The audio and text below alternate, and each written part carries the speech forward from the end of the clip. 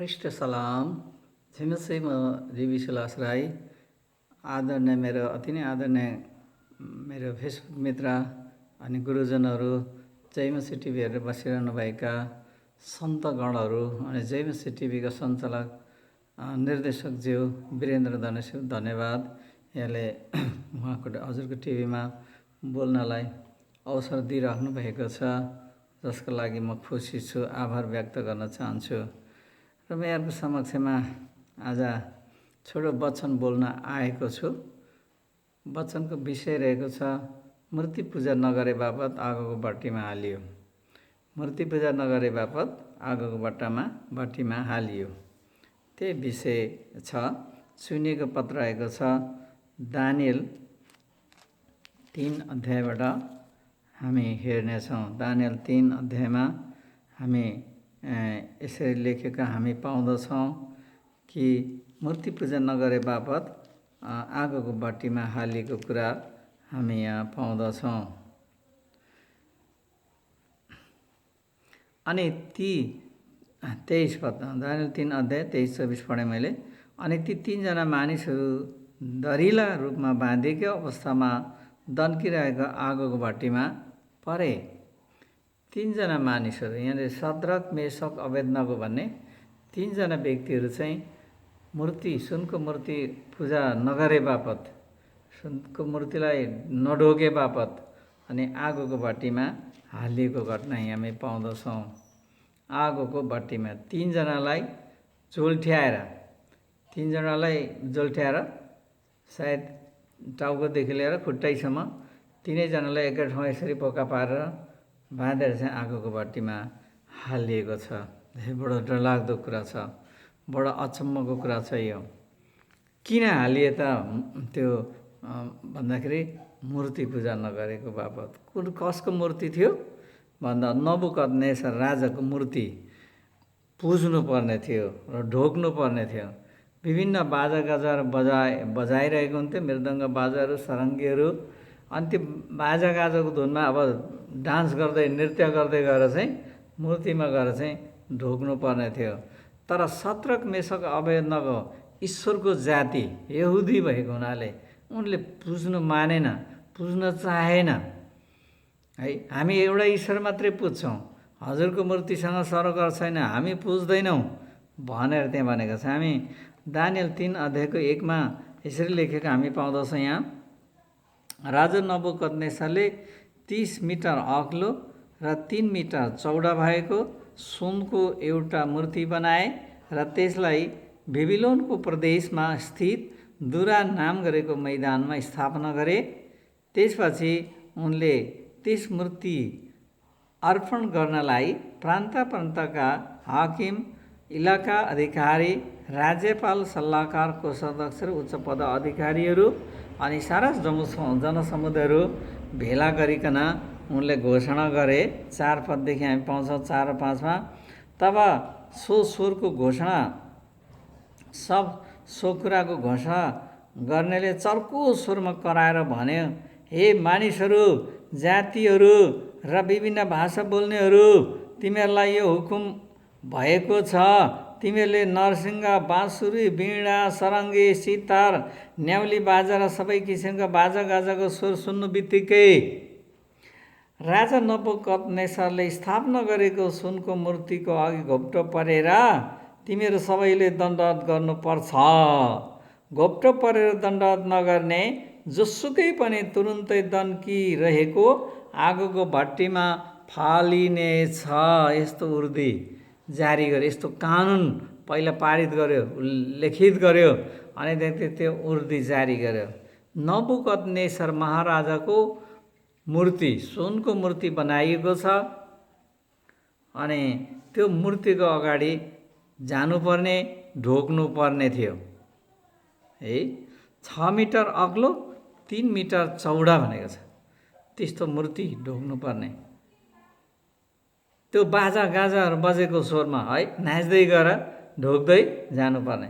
तर सद्रक, Meshach, Abednego 3 जनाले इन्कार गरे। उनले भने हामीले पुजेको परमेश्वर बाहेक अरू पुज्दैनौँ, अनि त्यो मूर्ति नपुज्दाखेरि आगोको भट्टीमा तपाईँ हाल्नुहुन्छ भने हामीले पुजेको स्वर्गका परमेश्वरले नै हामी बचाउनु हुनेछ तपाईँको हातबाट भनेर यहाँनिर भनेको हामी पाउँदछौँ।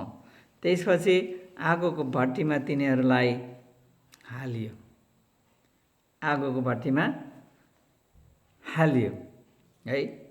मुख्य पोइन्ट 1 मा हामी यहाँ हेर्छौँ, उनीहरूलाई आगोको भट्टीमा त्यसरी जुल्ठेको अवस्थामा नै हालियो।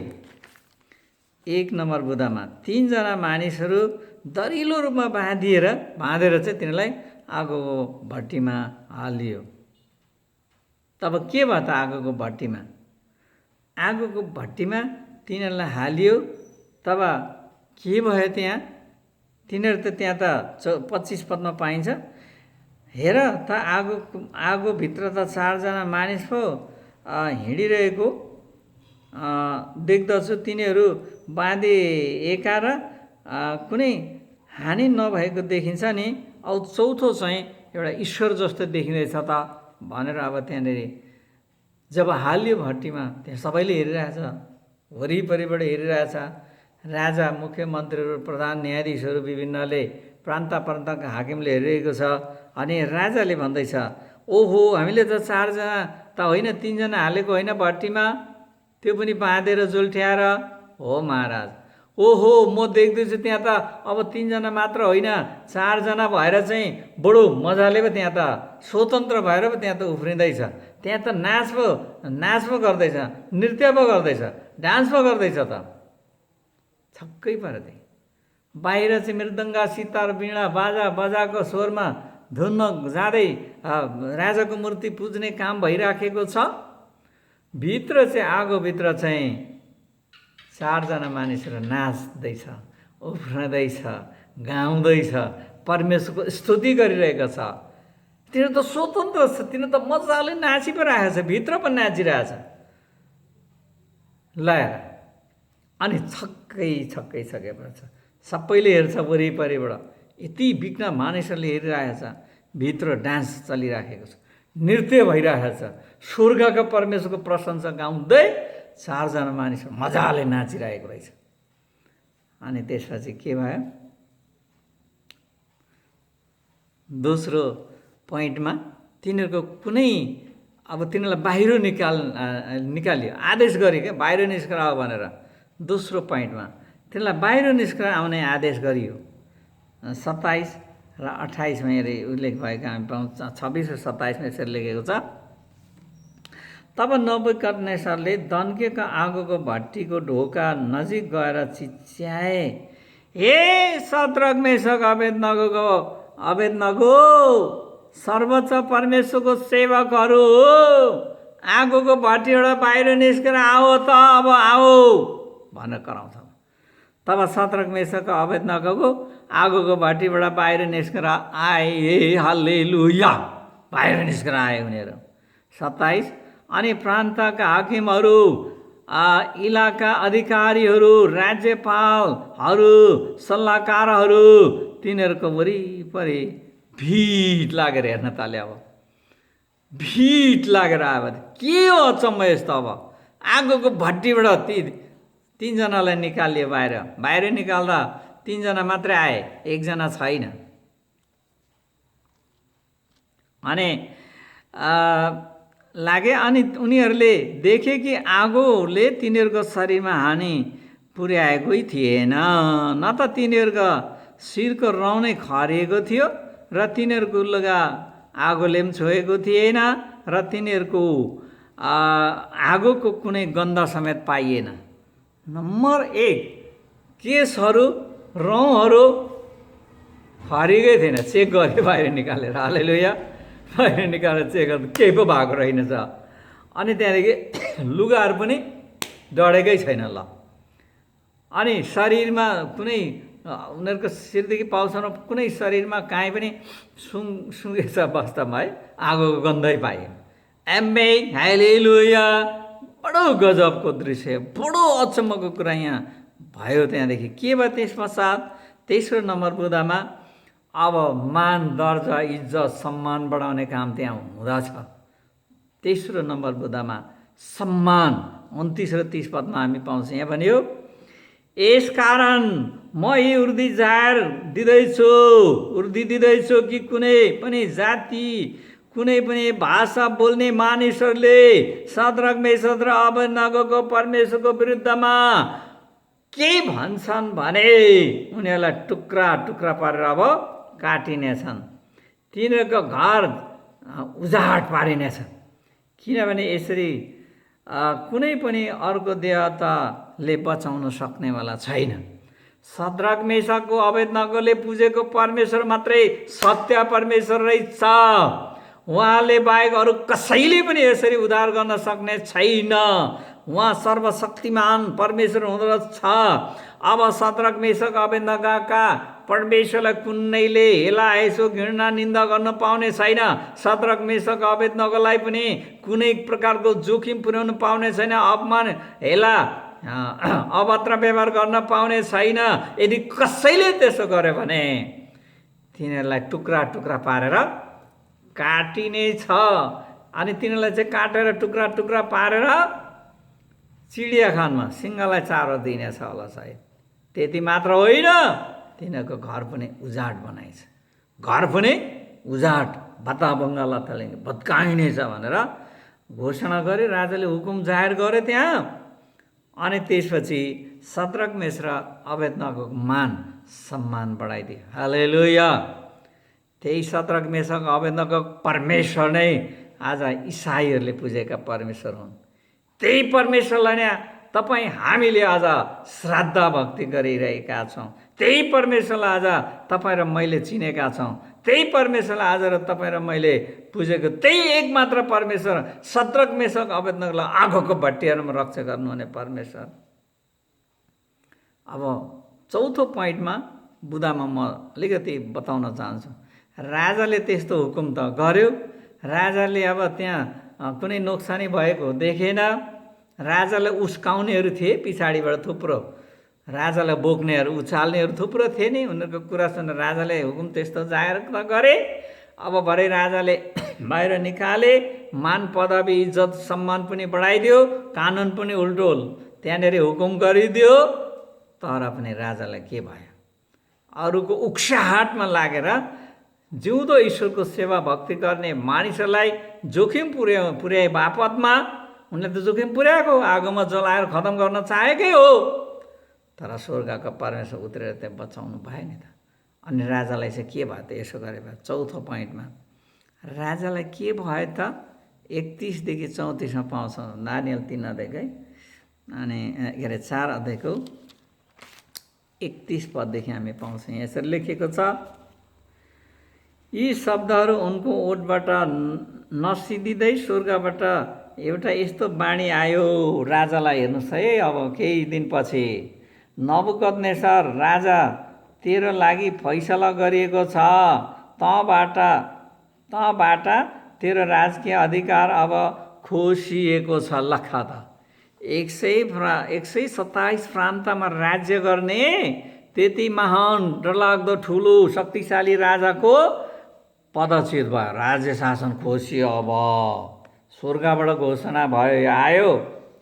अनि त्यति मात्र होइन, 32मा भन्छ, त मानिसबाट धपाइनेछ। सब मानिसबाट, समाजबाट के हुनेछ? त निष्कासित हुनेछ। जङ्गली पशुहरूसित बस्नेछस्। तैँले गाई बस्तुले जस्तै घाँस खानेछस्। तेरो लागि 7 काल बित्नेछ जबसम्म तैँले त्यो स्वीकार गर्दैनस् कि मानिसहरूको राज्यमाथि सर्वोच्चको अधिकार छ र उहाँले इच्छा गर्नुभए चाहिँ कसैलाई पनि ती राज्यहरू दिनुहुनेछ। हेलेलुया। अब यहाँ हेर्नुहोस् राजाको विपत्ति, राजामाथि आइपरेको सङ्कष्ट, मानिसको समुदायबाट अलग। अनि पशुले जस्तो घाँस खानु पर्यो, पराल खानु भयो, जङ्गलमा लग्यो, नङ्ग्रा पनि लामो लामो दारीहरू पनि बोकाको जस्तो आयो। राजा पदच्युत भयो, राज्य शासन सकम। अनि परमेश्वरले साथै भन्नुभयो, तैँले जबसम्म मलाई सर्वोच्च शक्तिशाली परमेश्वर स्वीकार गर्दैनस्, ग्रहण गर्दैनस् नि, तेरो खैरा छैन। 7 वर्ष, 7 काल भने सायद 7 वर्ष हुनुपर्छ। 7 वर्ष भन्ने अनुवादहरू गरेको पाइन्छ। त्यसपछि के भयो, अनि राजा यहाँ भन्छ 33मा नबुकदनेस्सरको बारेमा जो कुरो भनेको थियो तुरुन्तै पुरा भयो। उनी मानिसबाट धपाइए, उनले गाई बस्तुले चाहिँ घाँस खान थाले, उनको रौँ चिल्का प्वाङ जस्तै र उनको नङ्ग्राहरू चराका नङ्ग्रा जस्तै नहुन्जेल उनको शरीर आकाशको शीतले भिज्यो। जङ्गलमा बाँधेको छ, पशु जस्तै बस घाँस फरा लगेको छ, खाना खानुपर्ने छैन, खाना पाउने कुरा छैन त्यहाँ हेर्नुहोस्।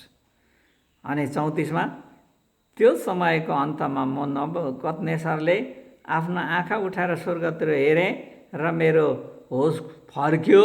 तब मैले सर्वोच्चको प्रशंसा गरेँ, सदा सर्वदा जिउनु हुने उहाँलाई नै मैले आदर र महिमा गर्न सुरु गरेँ।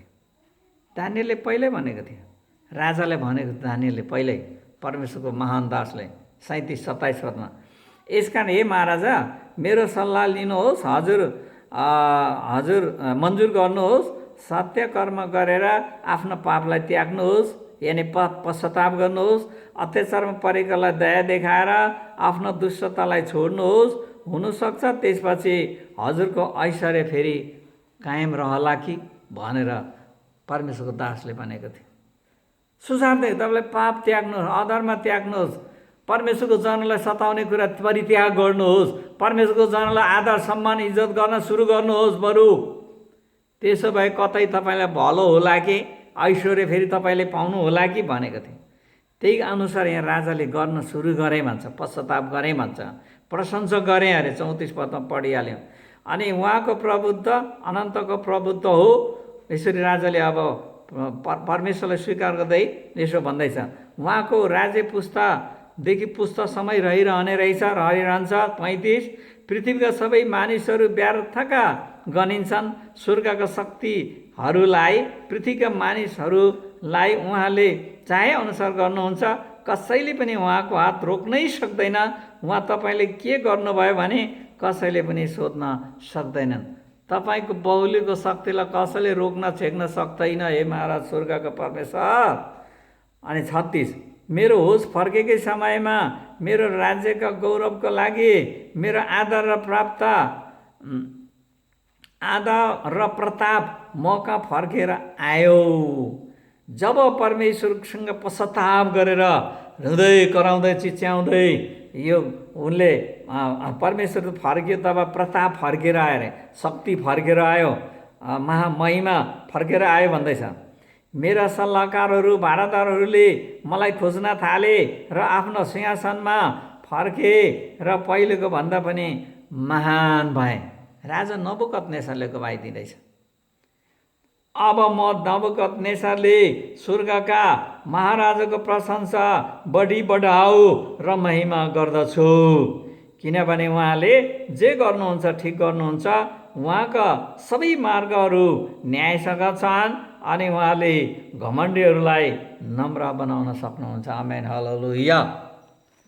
स्वर्गका महान परमेश्वरको दासलाई अपमान भइजाए आगोको बाटीतिर है हाली हिँड्दाखेरि नबुकदनेस्सरको डरलाग्दो परिस्थिति हो। अनि परमेश्वरको दासले दिएको सल्लाह अनुसारले जब पश्चाताप गरे, स्वीकार गरे, आफ्नो पाप भुल स्वीकार गरे, महान सृष्टिकर्ता एक ईश्वरलाई स्वीकार गरे, तब फेरि परमेश्वरको महान आशीर्वाद उनले प्राप्त गरे। प्रभुलाई महिमा पुगेको होस्। आज हामी कुन संसार देख्छौँ? महामारी आएको छ, लगभग 3 करोड पुग्न लाग्यो, सङ्क्रमित भएको 9 लाखभन्दा बढी मान्छे मरिसकेको अवस्था, कोरोना अनि लगायत विभिन्न विपत्तिहरू संसारमा आइरहेछ। अब अझै कस्तो विपत्ति आउने हो, किन आइरहेछ? यो परमेश्वरको महान न्यायहरू प्रकट भइरहेछ। मानिसले पश्चाताप गरेका छैनन्। सृष्टिकर्ता ईश्वरको भक्तहरूलाई दुःख दिने काम गरिराखेको अवस्था, पीडा दिने, सताउने, अभियोग लगाउने, दोष बेकारको धरपकड जेलनेल गरिरहेछ। त्यसकारण अब परमेश्वरले छोड्नुहुन्न। परमेश्वर जुरुमुराउनु भएको छ स्वर्गमा। यहाँ बाबेलको राजाको विरुद्धमा जुरुमुराए नि त परमेश्वर है। यहाँनिर सुनको मूर्ति नपुजे बापत आगोमा हालिएको व्यक्तिको विषयमा हामीले हेऱ्यौँ। बुध नम्बर 1 मा मूर्तिलाई नपुज्ने हरेक 3 जनालाई जोल्ठ्याएर हालेका थिए। 4 जना भएर नाच्दै थिए भित्र, 1 जना ख्रिस्ट यसो नै हुनुहुन्थ्यो, हालेलुया आमेन। अनि दोस्रो पोइन्टमा प्रभुको दासलाई कुनै जोखिम हुन दिनु भएन, आगोले जल्न दिनु, शरीरमा गन्ध पनि पर्न दिनु भएन, हेर्दै थियौँ। नम्बर 3 मा अब बाहिर निकालेर मान दर्जा सम्मान इज्जत गरिएको। अनि चौथो नम्बरमा नबुकदनेस्सर चाहिँ पदचित, शक्तिशाली राजा पदचित 7 कालसम्म अब जनावर जस्तै भएर जङ्गलमा रहनु पर्यो भन्ने कुरालाई हेरेका छौँ। प्रभुले यहाँहरू हामी सबैलाई आशिष दिएको। म छोटो वचनलाई यहाँ राखेँ। धन्यवाद। लाइक, सेयर, सब्सक्राइब, कमेन्ट यहाँहरूको अवश्य हुनेछ भन्ने म आशा राख्दछु। धन्यवाद। नमस्कार। जय मसी।